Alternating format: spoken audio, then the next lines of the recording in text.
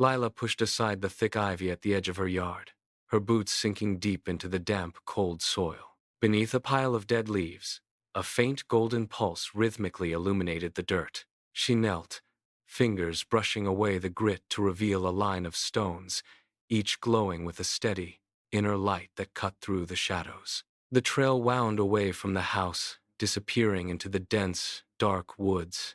She did not hesitate. She climbed over the fence and stepped across the threshold. The air changed instantly. It tasted sharp, like ozone and crushed mint.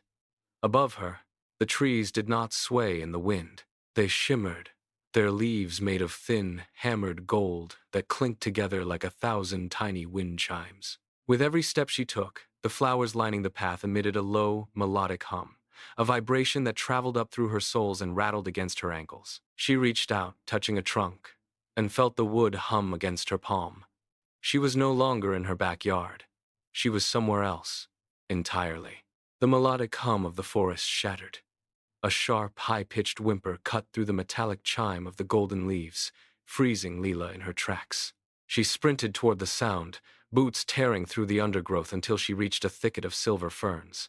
There, a small fox lay pinned under a massive, moss-covered oak branch. Its leg was twisted at an unnatural angle against the dark, damp earth. Lila dropped to her knees.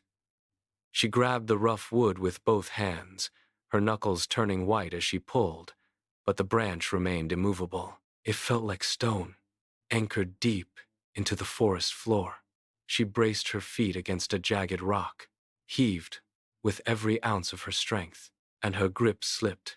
She landed hard on her back, the air rushing out of her lungs in a sharp gasp. The fox let out a pained, rhythmic yelp. Lila scrambled up, mud staining her palms, and lunged at the branch again. She dug her heels into the dirt, pushed until her muscles burned. The wood did not budge. The forest seemed to hold its breath, leaving only the sound of the fox's labored breathing. She was failing, and the fox was fading. Lila sat in the dirt, chest heaving, her fingers trembling against the rough, unyielding bark of the branch. The fox let out a final, weak whimper that seemed to vibrate through the very ground beneath her. She looked up, ready to try one last desperate shove, when the bushes to her left began to rustle. The sound was not the wind. It was rhythmic, deliberate. A rabbit pushed through the silver ferns, followed by 2 blue jays. Then, from the deepest shadow of the thicket, a large owl emerged. It moved with a silent, gliding grace, its eyes wide and fixed. It landed on a nearby stump, the wood groaning slightly under its weight. The owl blinked, its gaze sharp and intelligent. "Do not pull alone, child," the owl hooted. The voice was deep, resonant, and carried the weight of the ancient trees. Lila looked at the rabbit, then at the birds, and finally back to the owl. She stood up, wiped the damp soil from her palms. Lila took a steadying breath and gestured to the waiting circle. The rabbit darted forward, its paws blurring as it dug deep into the damp soil beneath the heavy oak branch. The 2 blue jays fluttered down, their beaks gripping the smaller, tangled twigs that anchored the wood to the forest floor. Lila stepped into the center, her boots finding purchase on the slick, mossy earth.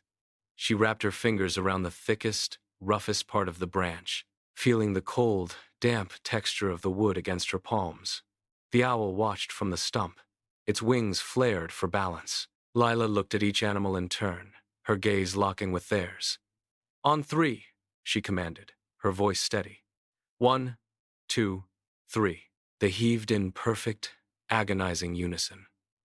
The branch groaned, a deep, splintering sound that vibrated through the ground. For a heartbeat, it held firm, resisting their combined weight. Lila gritted her teeth, her muscles burning as she pushed with every ounce of her strength. The rabbits strained, the birds beat their wings. Suddenly, the wood shifted. The branch rolled, breaking free from the mud with a wet, sucking sound. It tumbled away, clearing the space entirely. The fox scrambled up. The fox shook its fur, its gaze steady. "Your curiosity brought you here, but your kindness saved a life."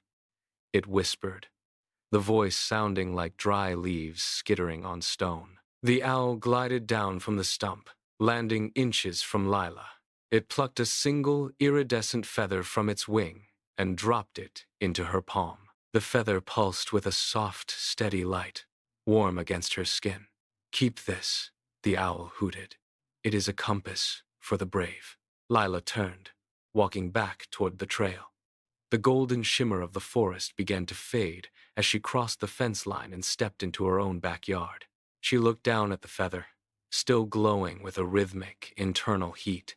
She walked to her porch, sat on the wooden steps, and watched the sun dip below the horizon. The woods were quiet now, but she gripped the feather tightly, knowing they were only a heartbeat away.